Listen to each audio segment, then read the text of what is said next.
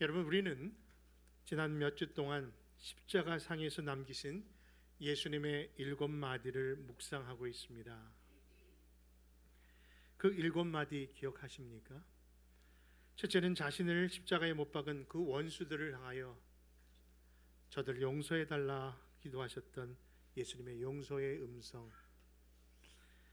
한편 강도가 처음에는 똑같이 욕을 하고 조롱했지만 그분이 정말 하나님의 아들이신 것을 깨닫는 순간, 당신의 나라에 임하실 때 저도 좀 기억하소서라는 그 외마디가, 예수님은 그 기도를, 그 간청을 들으시고 오늘 너가 나와 함께 어디에? 낙원에 있으리라 하시는 구원의 초청의 음성도 들었습니다.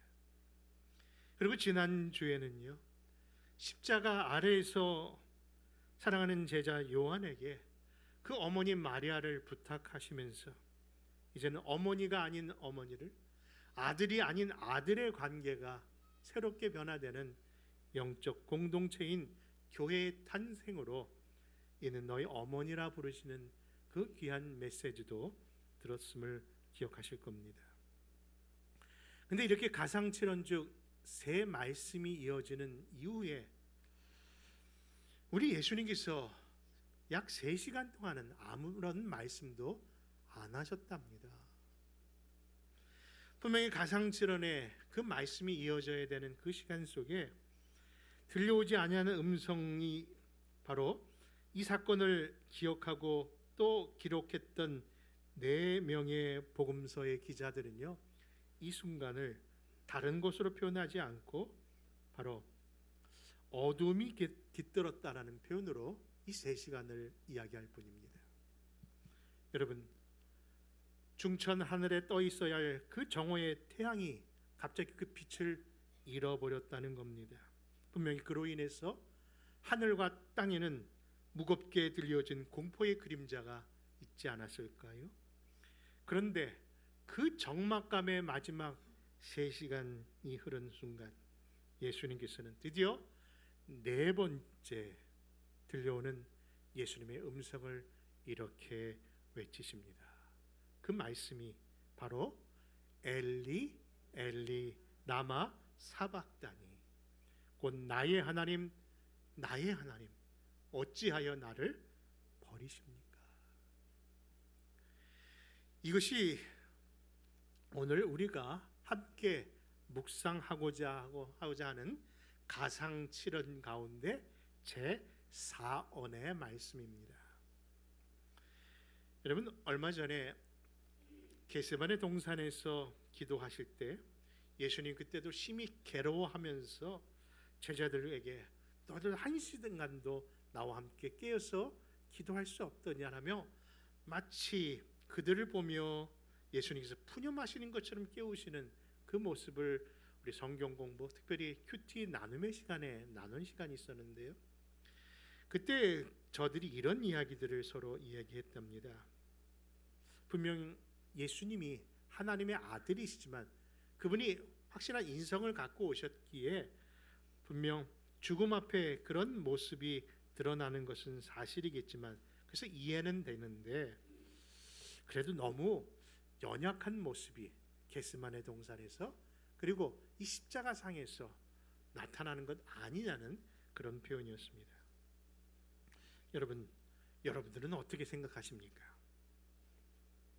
독배를 든 철학자 소크라테스도요, 그 죽음 앞에서도 당당하게 그것을 받아들였다는데, 우리가 잘 알고 있는 이수진 장군처럼요, 내 죽음을 적들에게 알리지 말라고 그 죽음 앞에 초연하였다는데, 아니 하나님의 아들이신 우리 예수님께서 이처럼 그 십자가 앞에서 어찌하여 나를 버리십니까? 라고 그런 표현을 한다는 것이 괜히 너무 연약해 보이는 모습이 아닌가 하는 그런 질문들에 대한 내용이었습니다. 그렇다면 여러분 어떻게 생각하십니까? 그런데 여러분들, 그래서 들려오는 이 십자가상에 들려오는 이 제4언은요, 본인의 육신의 고통에 못 견뎌 절규하는 비명처럼 들려지는 내용처럼 생각돼요. 많은 설교자들이 이 본문의 말씀을 가지고 설교할 때마다 많은 갈등을 했답니다. 도대체 이 십자가의 그 사언을 뭐라고 이름해야 되는가? 그래서 많은 분들이 이 십자가의 상의 표현을 저주의 십자가 또는 고통의 십자가라고 얘기하면서 이 말씀을 나누었답니다. 그런데 사랑하는 성도 여러분, 저는 분명 이 갈보리 언덕의 십자가는 분명 고통과 절망으로 끝난 십자가, 곧 실패의 십자가가 아니라 분명 우리에게 확신이 있는 온전하고 완전한 승리의 십자가를 믿기에 결코 저주 혹은 고통의 십자가로만 표현하고 싶지 않다는 겁니다. 여러분, 도리어 이 십자가에서의 그 예수님의 외침은 죽음에 대한 고통이 힘들어서 부르짖는 신음이나 절규가 아니라 가장 간절하고 가장 강력한 하나님을 향한 예수님의 기도였음을 믿는데, 여러분도 믿으신다면 아멘 하시기 바랍니다. 자, 그러한 배경 속에서 오늘 가상칠언 네 번째 시간으로 무슨 십자가? 기도의 십자가라는 제목으로 오늘 그 은혜를 나누고자 합니다. 첫 번째 주시는 교훈은요, 이 제4원의 말씀은 바로 성부 하나님의 마음을 보여주는 그런 표현이었음을 인식하시기 바랍니다. 오늘 본문 마가복음 15장 33절과 34절의 말씀을 같이 한번 읽을까요? 시작. 제6시가 되매 온 땅에 어둠이 임하여 제9시까지 계속하더니 제9시에 예수께서 크게 소리질러 이르시되 엘리 엘리 라마 사박다니 하시니, 이를 번역하면 나의 하나님 나의 하나님 어찌하여 나를 버리셨나이까 하는 뜻이라. 여러분, 사복음서를 비교해 보면요, 그 사복음서가 다 이 장면을 기록하고 있습니다. 엘리 엘리 라마 사박다니, 그런 예수님의 외침의 현장이 이루어지는 순간에, 그런데 그 모든 복음서에서 바로 그 세상의 어두움이 임했다는 것과 함께 이 말씀을 하고 있다는 거예요. 여러분, 어두움이 임했다? 저녁이었나요? 근데 저녁이 아닌 것은 그 시를 제6시라 하고 있기 때문에 의문이 되는 겁니다. 여러분, 제6시라는 것은요, 유대인의 표시의 시간표이지 우리 시간으로 계산한다면 거기에다가 더하기 6을 하면 오늘의 시간이에요. 그러니까 6 더하기 6은 12. 그러니까 중천에 떠 있는 해가 있는 정오 시간 12시를 가리키는 표현입니다. 그런데 대낮에 떠져 있을 그 중천의 해가 사라지고 어둠이 임했다는 것, 이거 정말 예사로운 일이 아니지 않습니까? 그 사실을 바로 엘리 엘리 라마 사박다니 하던 그 외침 속에 그 어둠이 임했다는 것을 복음서들이 다 표현하고 있다는 것이죠. 그런데 여러분들, 대낮에 임한 그 어두움이 어디에? 온 땅에 임했다. 그 온 땅이라는 것이 무슨 의미일까요? 다른 학자들은요, 이 표현을 지구 전체를 의미하기도 한다는 이야기도 들었습니다만은, 그러나 지구 전체이기보다는 바로 그 지역적인 의미 안에서 유대 지역만을 이야기하는 표현일 겁니다. 그 이유가 뭐냐고요?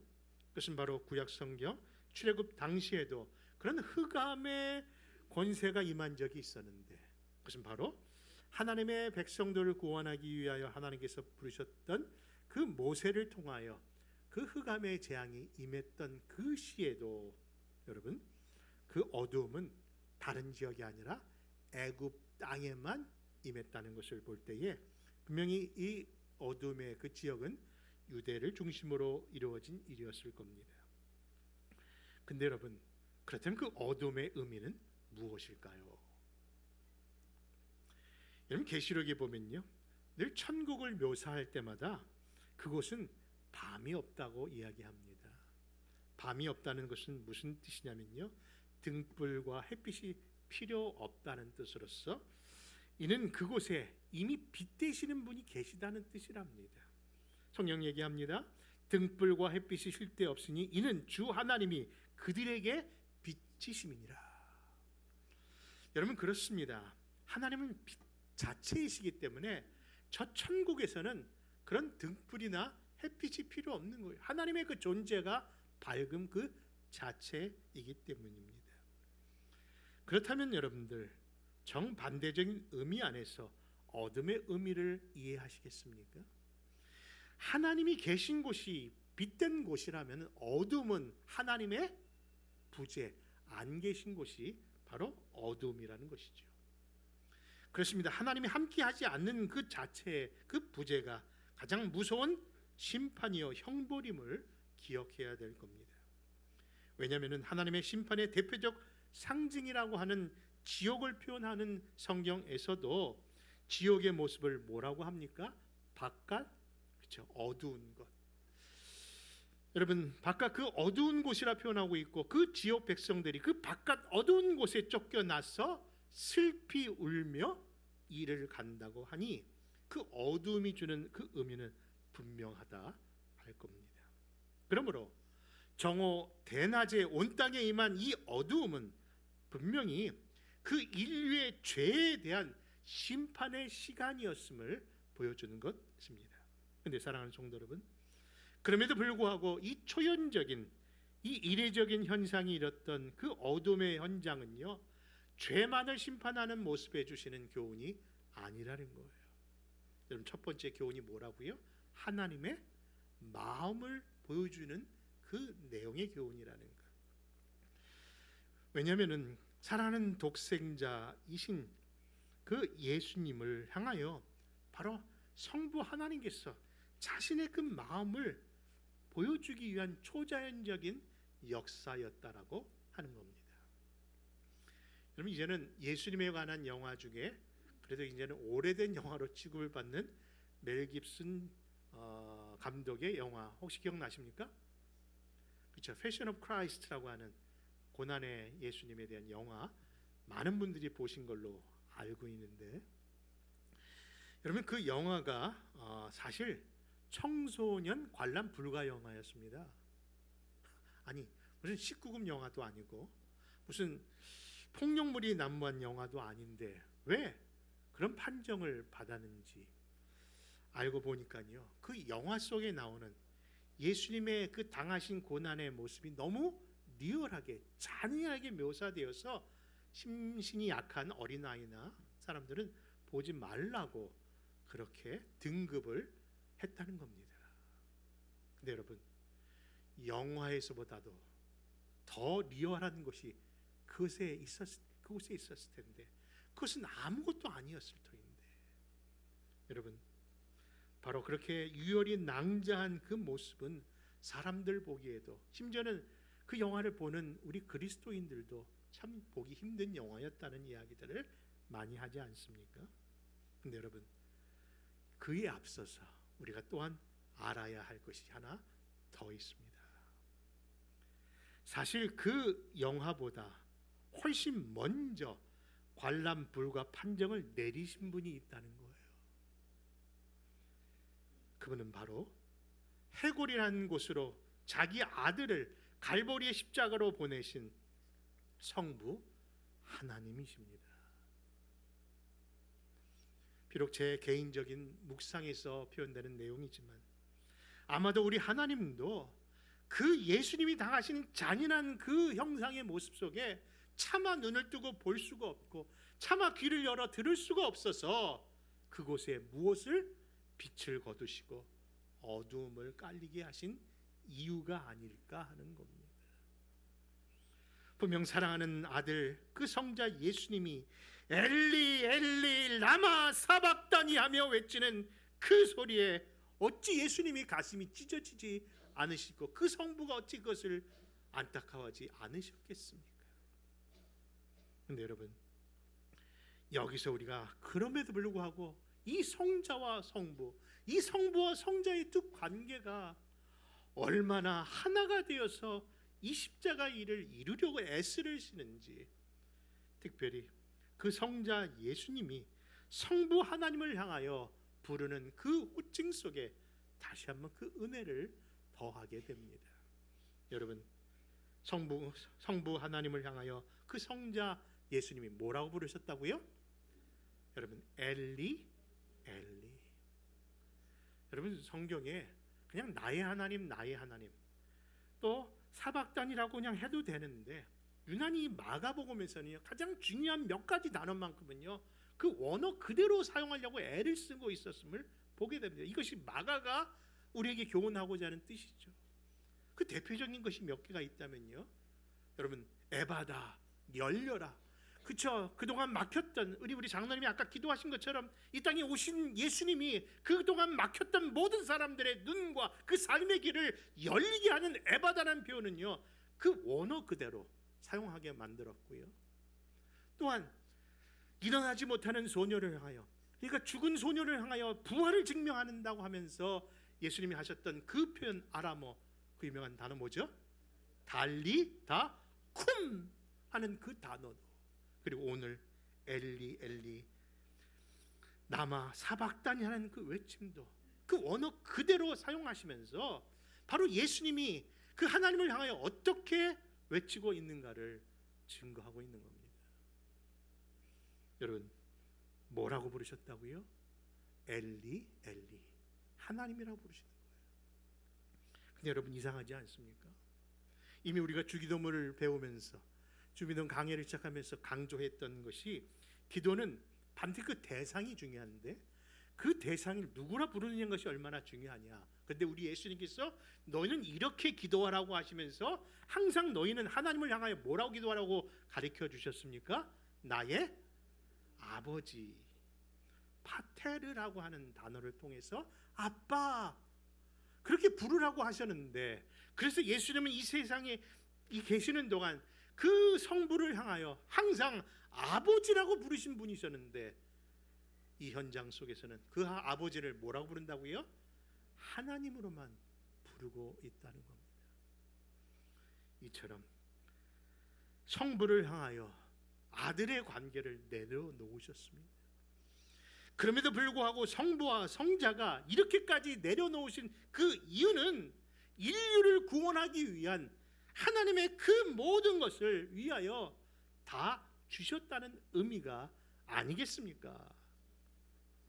그러면 사랑하는 성도 여러분, 그 모든 십자가의 혜택의 그 주인공이 다른 자가 아니라 이 자리에 있는 저와 여러분들이라고 믿는다면요, 여러분, 이제 이 고난, 이 고통, 우리가 당하는 모든 일에 대하여 우리 삶의 태도가 좀 이제 달라져야 하지 않을까요? 사랑하는 성도 여러분, 우리는 분명 그 은혜의 최고의 수혜자인 줄 믿습니다. 그런 의미에서 고난 주간을 앞두고 이제 특별 새벽 기도회가 이루어지는데, 아이고, 어떻게 내가 새벽에 일어나, 잠도 모자르고 또 피곤한데, 그러면서 자꾸 우리가 이유와 핑계를 대지만요, 여러분, 진짜 그 십자가의 은혜와 사랑을 우리에게 주시려고 성부와 성자 하나님이 어떻게 이 일을 이루셨는가 생각한다면요, 분명히 그 자리 다른 사람의 자리가 아니라 내가 나가야 될 자리인 줄 믿는 겁니다. 그러므로 그 부르심의 현장으로 나오시기를 주 예수의 이름으로 축원합니다. 두 번째는요, 제 사원의 교훈으로서 하나님의 말씀에 대한 순종과 성취를 이야기하십니다. 오늘 본문 우리 마가복음 15장 34절 다시 한번 읽어볼까요? 다시 한번 읽어봅니다. 시작. 제9시에 예수께서 크게 소리 지르시되 엘리 엘리 라마 사박다니 하시니, 이를 번역하면 나의 하나님 나의 하나님 어찌하여 나를 버리셨나이까 하는 뜻이라. 여러분, 십자가에 대한 정의를 여러분들 생각해 본다면요, 십자가는 이 땅에서와 저 하늘에서 당하신 완전한 외면의 현장이라고 표현할 수 있습니다. 그렇습니다. 예수님은 모든 인류의 죄를 대속하기 위하여 그 고통의 자리, 그 죽음의 자리로 나가지 않았습니까? 근데 나간 곳으로 끝나는 것이 아니라 그 어디에도 속할 수가 없어서 이 땅에든 저 하늘에든, 그렇죠, 완전한 외면을 당하셨기 때문에 허공에 지금 떠 계시는 것이 십자가의 모습인 겁니다. 그런데 그 외면의 현장 속에서 들려지는 엘리 엘리 라마 사박다니는, 그런 의미에서 사람들은 그에 대한 고통과 절규와 비명으로 해석하고 있지만, 그러나 여러분, 결코 이것은 그런 부정적인 의미의 절규가 아니라 그 성부로부터 받은 모든 사명을 이제 제가 다 응하고 순종합니다의 그런 외마디의 기도라는 사실을 다시금 기억하자는 겁니다. 그 이유가 뭐냐고요? 여러분, 엘리 엘리 라마 사박다니의 그 표현은요, 이미 구약 성경에서 예언된 이 땅에 오실 메시아가 오시면 이런 기도를 한다는 그런 예언의 말씀이었기 때문입니다. 그에 대한 증거가 요즘 우리가 새벽에 우리가 생명의 삶으로 나누고 있는 그 큐티 본문인 시편 22편에 보면 그것이 확실하게 드러나는데, 그 전체는 내용을 다 읽을 수는 없어서 1절과 그 중에 가장 메시아를 증거하는 몇 구절들을 한번 찾아 읽습니다. 1절과 16절에 18절 천천히 한번 같이 찾아 읽을까요? 시작. 내 하나님이여, 내 하나님이여, 어찌 나를 버리셨나이까? 어찌 나를 멀리하여 돕지 아니하시오며 내 신음소리를 듣지 아니하시니까? 개들이 나를 에워쌌으며 악한 무리가 나를 둘러 내 수족을 찔렀나이다. 내가 내 모든 뼈를 셀 수 있나이다. 그들이 나를 주목하여 보고 내 겉옷을 나누어 속옷을 제비 뽑나이다. 그렇습니다. 엘리 엘리 라마 사박다니. 분명 우리는 그냥 예수님이 비명처럼 절규처럼 드렸던 그 표현이 이미 1000년 전 이 시기를 기록한 그 시편의 기자가 그 표현으로 자신의 삶을 시로서 찬양으로 표현하는 가운데 그것이 결국은 메시아를 증거하는 내용이었던 것이죠. 여러분, 그렇습니다. 사실 시편 22편도 여러분들이 그냥 묵상해 보면요, 그 시의 배경이 얼마나 괴롭고 고통 가운데 있는지, 그래서 그 시를 뭐라고 분류하는 거 아니? 비탄시라고 불려집니다. 그래서 비탄시 중에 가장 비탄의 시로 알려지는 것이 시편 22편의 기록인데요. 근데 그 시편 22편이 결국은 나중에는요, 비탄시가 아니라 찬양시로 바뀌어요. 왜일까요? 그것이 누구를 발견하기 때문에 바로 오실 메시아 예수 그리스도를 발견하는 순간 찬송시로 변하는 놀라운 그 기적의 역사가 그 시에서 들려주는 내용이랍니다. 그러므로 예수님의 가상칠언 중 제4원 역시 고통에서 외치는 절규이기보다는 성경의 말씀을 다 응하시는 성자 예수님의 온전하고 완벽한 순종이었음을 기억하시기 바랍니다. 그러므로 사랑하는 성도 여러분, 우리도 하나님으로부터 받는 사명이 있을 때에, 혹시 하나님으로부터 받는 부르심이 있었을 때 과연 내가 할 수 있을까? 과연 나라는 죄가 바를까? 여러분, 스스로를 돌아보기에 앞서 하나님의 부르심, 하나님의 사명은 무조건적 순종이며, 순종이 가장 하나님을 기뻐하게 하는 모습임을 기억하며 그런 순종의 제자들 다 되시기를 부탁드립니다. 마지막 세 번째 교훈은요, 역시 십자가는 구원을 주시는 승리의 십자가입니다. 우리 마가복음 15장 37절에서 39절의 말씀 같이 한번 읽어볼까요? 시작. 예수께서 큰 소리를 지르시고 숨지시니라. 이에 성소 휘장이 위로부터 아래까지 찢어져 둘이 되니라.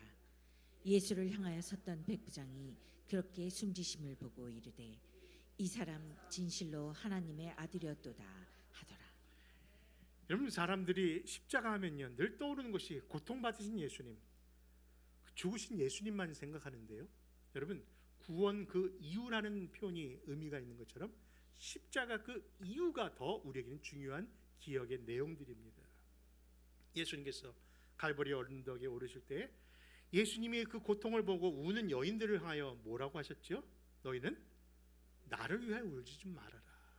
나를 위하여 울 것이 아니라 너와 너의 자녀들을 위하여 울라고 하고, 여러분, 십자가는 그냥 우리가 생각하는 감정적인 의미에서의 모습으로 받아들일 것이 아니라 이 십자가가 주는 그 이후에 주는 그 결과, 그 내용의 승리가 무엇인지를 기억하는 것이 더 중요한 겁니다.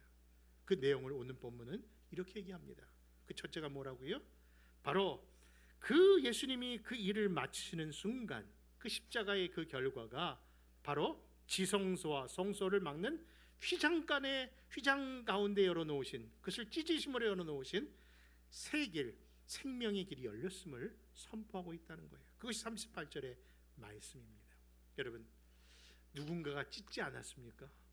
여러분, 만약에 사람이 찍었다면은 그 성소, 그 지성소와 성소와 지성소를 나누는, 아무도 들어가지 못하는, 1년에 한 번, 오직 제사장이 아니라 대제사장만, 그것도 자기의 그 긴 옷에 자기를 다 감추고 발에 끈을 묶어서, 혹시나 거기서 잘못되면 죽으면 그를 데려 나올 수가 없으니까 끈을 묶어서라도 할 수 있도록 아무나 들어가지 못하던 것이 그 지성소인데, 그 지성소를 막는 그 휘장이 어떻게 찢어졌다고요? 아래서 위로 찢어졌다면 사람이 찢은 거겠는데, 위에서 아래로 찢은 것은 바로 십자가로 여신 하나님의 공로인 줄 믿습니다. 이것이 바로 십자가가 주시는 우리가 는 결과예요. 그래서 우리가 이렇게 다 믿음으로 하나님 앞에 나오게 된 겁니다. 두 번째 우리에게 주신 유익은 뭡니까? 마태복음 27장 52절에서는 이렇게 그 사실을 또 다른 면에 증거하는데, 바로 우리들도 예수님과 같이 죽은 후에 다시 부활할 것을 이야기하시는 겁니다. 보십시오. 그때 무덤들이 열리며 자던 성도들 몇이 그렇게 많이 일어났다는 본문의 말씀을 보면서, 장차 우리 믿는 성도들도 예수님과 함께 여러분들 영광의 몸으로, 그리고 영광 가운데 부활할 것도 기억하시기를 바랍니다. 그리고 세 번째, 예수를 십자가에 못 박았던 백부장의 입술을 통해서 결국 예수님이 누구신가를 증거한 것이죠. 그는 이렇게 고백합니다. 그는 진실로 하나님의 아들이었도다. 그러므로 사랑하는 성도 여러분, 이것이 바로 십자가 죽음이 결코 실패가 아니라 승리임을 증거하는 것 아니겠습니까? 존경받는 목회자요 설교로 알려진 스펄전 목사님이요, 그의 말년에 이런 표현을 했는데 의미가 있더라고요. 그가 여지껏 자기가 가르쳤던 성경 신학을 네 마디로 줄이면서 이렇게 얘기했습니다. 그걸 뭐라고 표현하느냐? Jesus died for me. 네 마디면 된다. 성경에 기록된 모든 진리 그 네 마디로 줄였다는 겁니다. 뭐라고요? Jesus died for me. 근데 그걸 세 마디로 줄이면 어떻게 되느냐 했더니 그 목사님이 이렇게 표현하시더라고요. Jesus loves me. 예수님이 나를 사랑하신다. 그것이 성경의 내용이다. 그런데 혹시 하나로 표현한다면 뭐라고 하시냐 하니까 그 목사님이 이렇게 표현하고 정리하시더라고요. 한마디로 말해서 복음이란 십자가 크로스다. 그렇습니다. 이 십자가는요, 분명히 우리가 믿는 이 기독교 신앙의 가장 대표적인 핵심의 진리입니다. 엘리 엘리 라마 사박단이라고 외쳤던 그 외침이 천년을 넘어 저 갈보리 언덕에 성취되고, 그 성취된 그 갈보리 언덕에서 그 외침의 현장이 오늘 2000년이 지난 오늘 이 자리까지 그 역사와 능력이 고스란히 우리에게 전해진다는 이 사실, 이것이 가장 기쁜 소식인 줄 믿는 겁니다. 그러므로 여러분, 우리의 삶 속에 어떠한 약함, 어떠한 가난함, 어떠한 부족함이 있다 할지라도 이를 강하게 하기 위하여, 이를 부하게 하기 위하여, 이를 눈뜨게 하기 위하여 오신 예수 그리스도의 십자가를 붙들고 승리하는 그런 온 성도들, 온 가정, 그리고 온 교회 되기를 주 예수의 이름으로 축원합니다. 기도하겠습니다. 고맙고 감사하신 아버지 하나님, 십자가상에 예수님의 그 왼마디가 단지 예수님이 힘드셔서 했던 절규요, 아버지 하나님 신음인 줄 알았는데 결국 그 신음마저도 결국 하나님의 말씀에 순종하는 온전한 순종의 모습이었고, 그 순종마저도 바로 우리를 위한 사랑의 외치였음을 보게 되었습니다. 이제 그 은혜와 사랑을 받은 자로서 내 남은 인생을 어떻게 살아야 되는지 그 복음의 증거자들로, 그 증인으로 살게 하여 주옵소서. 그런 우리 교회와 가정과 성도들이 되기를 다짐하며 우리를 강하게 하시고 우리를 부하게 하시며 우리를 보게 하시는 예수 그리스도의 이름으로 기도합니다. 아멘. 마지막 찬양입니다. 우리 다 같이 일어나셔서 귀한 찬양 부르시면서 재헌신하시는 귀한 시간 되시기를 바랍니다. 약한 나로 강하게 가난한 날 부하게 눈먼 날 볼 수 있게 주 내게 행하셨네. 약한 나로 강하게 가난한 날 부하게 눈먼 날 볼 수 있게 주 내게 행하셨네.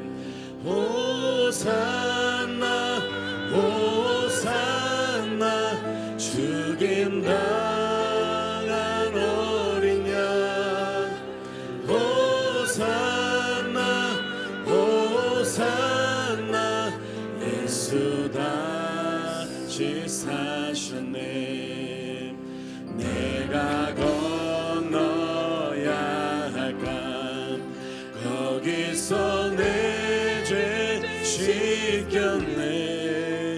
이제 주의 사랑이 나를 향해 흐르네. 호산나 호산나 호산나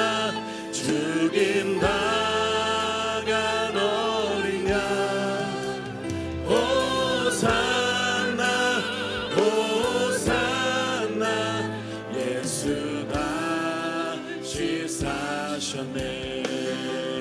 깊은 강에서 주가 나를 일으키셨도다. 구원의 노래 부르리. 예수 자유 주셨네. 호산나 호산나 죽인당한 어린 양 호산나 호산나 예수 다시 사셨네. 호산나 호산나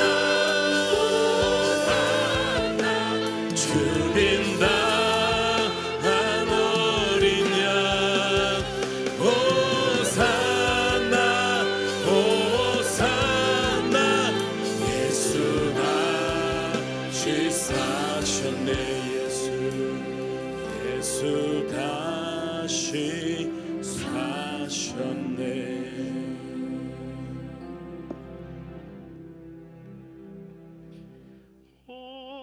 호산나 호산나 죽임당한 어린 양 호산나 호산나 예수 다시 사셨네. 지금은 우리 주 예수 그리스도의 은혜와 아버지 하나님의 극진하신 그 사랑하심과 성령님의 감동 그 교통 충만 역사하심이